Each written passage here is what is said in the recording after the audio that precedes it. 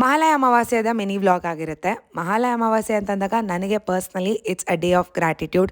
ನಾವು ಇವತ್ತಿಲ್ಲಿದ್ದೀವಿ, ಖುಷಿಯಾಗಿದ್ದೀವಿ ಅಂತಂದರೆ ಅದು ನಮ್ಮ ಪೂರ್ವಜರಿಂದ ಮಾತ್ರನೇ ಸಾಧ್ಯ ಆಗಿರುತ್ತೆ. ಎಸ್ಪೆಷಲಿ ನಮ್ಮ ತಾತ ಅಜ್ಜಿ ಅವ್ರಿಗೆ ಒಂದು feeling of gratitude, thank you ಅಂತ ಹೇಳುವಂಥ ದಿನ ಅಂತ ನಾನು ಪರ್ಸ್ನಲಿ ನಂಬಿದ್ದೀನಿ.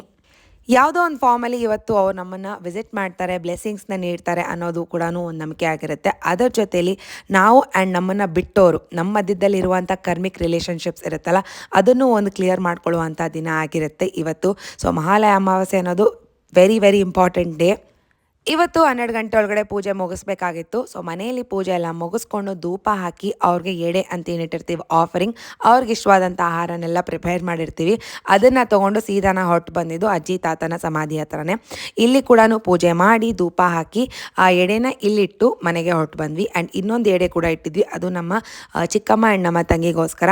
ಅವರು ಕೂಡ ನಮ್ಮನ್ನು ಬಿಟ್ಟು ಹೋದವರು. ಅವರು ಕೂಡ ಅವ್ರ ಫೇವ್ರೆಟ್ ಊಟನೆಲ್ಲ ಇಟ್ಟು ಅವತ್ತಿನ ದಿನ ಮುಗಿಸ್ಕೊಂಡಿದ್ವಿ. Thank you so very much for watching and please do support.